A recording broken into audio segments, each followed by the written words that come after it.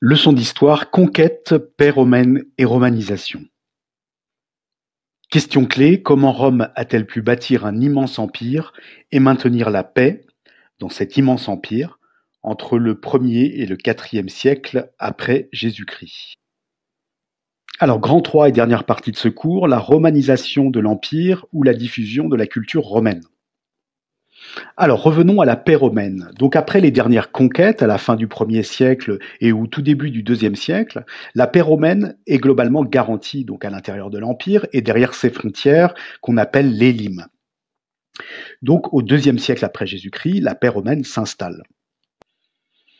Donc, ces conquêtes romaines s'achèvent par la conquête de la Bretagne. On ne parlait pas de la Grande-Bretagne, mais de la Bretagne romaine. Donc c'est l'empereur Claude, à la moitié du 1er siècle, Claude meurt en 54 après Jésus-Christ, donc c'est sous l'empereur Claude que débutent ces conquêtes de la Bretagne, puis ses successeurs poursuivent cette conquête territoriale difficile, et c'est l'empereur Hadrien qui pacifie la Bretagne, donc au début du 2e siècle. Au 2e siècle, donc, l'empereur Hadrien édifie un long mur, donc un lime, une frontière fortifiée, de façon à protéger la Bretagne conquise des Scots au nord. Alors, on peut retrouver encore en Angleterre aujourd'hui des vestiges du mur d'Hadrien, que vous voyez ici. Donc je l'ai déjà dit, la sécurité de l'Empire est assurée par le lime, c'est-à-dire cette frontière extérieure fortifiée par endroits. Le long de cette frontière, les légions stationnent dans des camps fortifiés, pour repousser les incursions ennemies, les incursions barbares. Cependant, donc ce lime commence à perdre de son efficacité, mais c'est beaucoup plus tard, à partir du IVe siècle. Durant la période de la paix romaine, la ville de Rome est appelée l'Urbs, U-R-B-S, avec un U majuscule. C'est la ville par excellence, la capitale. Elle est un modèle à imiter. Au IIe siècle, Rome compte jusqu'à 1 million d'habitants. Les empereurs l'ont embellie de constructions à leur gloire, des palais, des forums, des arcs de triomphe, eux aussi de monuments en l'honneur des dieux, les temples, et d'autres monuments enfin pour divertir les Romains, le cirque, le Colisée. Donc, qui dit romanisation de l'Empire et diffusion du mode de vie romain, eh bien, dit construction de ces monuments dans les villes des provinces romaines. Alors, le document 1, page 126 du manuel Nathan est intéressant, la diffusion du mode de vie romain, parce qu'il nous montre que ce mode de vie n'est pas imposé par les Romains, mais que les Romains, en fait, vont susciter l'envie chez les populations locales de vivre à la romaine. Ils vont aussi aider les initiatives locales. Alors, il s'agit là, dans ce texte de Tacite, du 1er siècle après Jésus-Christ. Tacite est un historien. Donc, dans ce texte de Tacite raconte que le gouverneur de la province romaine aidait les cités à édifier des temples. Donc, le gouverneur, celui qui dirige la province, il aide les cités, mais il n'impose pas la construction de temples, il n'impose pas l'aménagement de forums, etc. Et donc, on apprend aussi que les enfants des plus riches habitants de cette province voulaient apprendre le latin. Alors, si Tacite nous dit que les enfants des plus riches étaient instruits dans la culture romaine et voulaient apprendre le latin, eh bien, c'est que tout le monde n'apprenait pas le latin. Et en fait, cette romanisation, cette diffusion de la culture des Romains, elle va passer par les élites locales. Et ces élites locales, elles vont voir rapidement l'intérêt qu'elles peuvent avoir à jouer un rôle d'intermédiaire entre les populations des provinces qui ne sont pas lettrées, qui ne parlent pas le latin, et le pouvoir romain. Donc ces élites locales, qui sont bien souvent les magistrats qui dirigent les cités des provinces romaines, on pourrait dire aujourd'hui les maires des communes finalement, eh bien elles apprennent le latin, elles parlent le latin, elles se rapprochent du pouvoir central de Rome, et puis elles vont en tirer des honneurs. Donc ce sont ces élites qui vont construire des temples, des forums, des amphithéâtres dans les cités des provinces. Et donc cette coopération des élites locale, eh bien, cela va favoriser la romanisation, la diffusion du mode de vie. Ces élites vont en tirer évidemment beaucoup de bénéfices, beaucoup d'honneur, et les Romains, eh bien, voient ça d'un très bon œil. Ils se disent que par leur intermédiaire, eh bien, ils peuvent contrôler les populations plus facilement. hein. Pas besoin d'envoyer une légion pour imposer le mode de vie romain. Alors, comment cela se traduit-il sur le terrain? Eh bien, toutes les villes de l'Empire, de nombreuses villes, vont se couvrir de monuments qui sont imités sur ceux de Rome. Donc, des amphithéâtres, des forums, des aqueducs, des thermes, qui sont les bains. Les Romains appréciaient beaucoup les bains. Et là, on a un plan, par exemple, de la ville d'Arles, la ville gallo-romaine, gauloise mais romanisée, avec un forum, un amphithéâtre, qui existe toujours, les thermes, etc. Donc voici un autre plan de la ville d'Arles que vous avez dans le manuel, page 127, document 4, page 127, avec l'amphithéâtre, le théâtre, les thermes de Constantin et la place du Forum. Donc Constantin est un empereur du IVe siècle.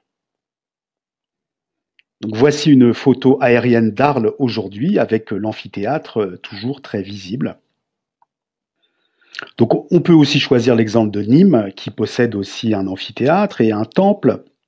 Donc, il y a énormément de villes en Gaule du Sud qui possèdent ces monuments et dont on a de nombreux vestiges aujourd'hui, eh bien parce que le mode de vie romain était très développé en Gaule du Sud. C'est pour cela qu'on va y retrouver encore beaucoup de monuments romains.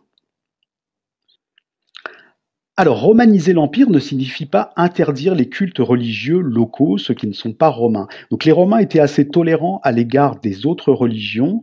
Le seul culte qui était obligatoire, c'était le culte impérial dont on a déjà parlé. Mais ils montraient plutôt de la tolérance à l'égard des religions étrangères. Et on voit par exemple dans cet exemple égyptien, eh bien que le culte polythéiste égyptien est autorisé. Alors, avant-dernier aspect de la romanisation, la langue. Évidemment, le latin va se diffuser.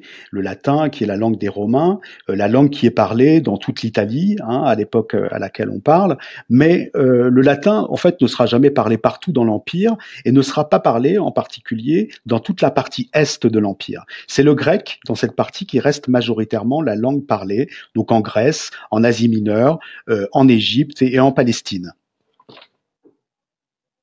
Donc, comme on l'a vu précédemment à propos des élites des provinces, les magistrats des cités, les maires des communes, si vous préférez, qui parlent le latin, qui apprennent le latin, qui font construire des temples et des monuments pour bien se faire bien voir du pouvoir central, eh bien, ce latin va rester surtout la langue des élites. C'est la langue du pouvoir.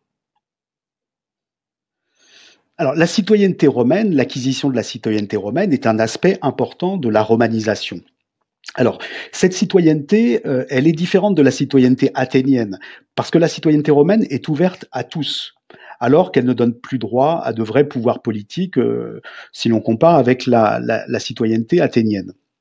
Donc peu à peu, cette citoyenneté, elle est ouverte aux habitants de l'Empire.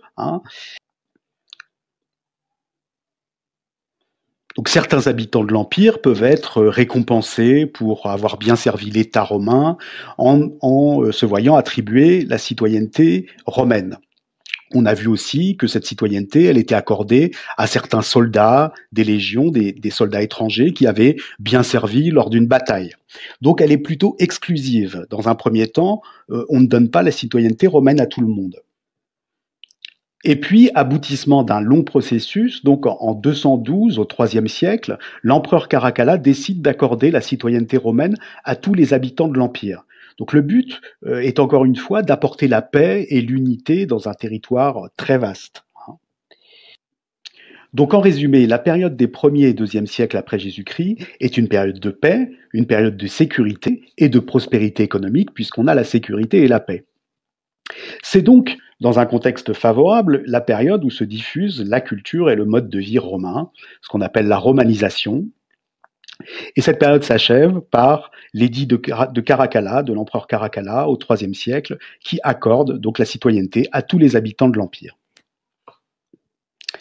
C'est donc dans cet empire pacifié, mais qui est relativement menacé sur ses marges, on l'a vu, aux frontières des Limes, il y a la nécessité de protéger ces frontières pour éviter les incursions barbares, eh bien c'est dans cet empire que naît le second monothéisme du 1er au 4e siècle après Jésus-Christ, le christianisme, et ce sera l'objet de la leçon suivante.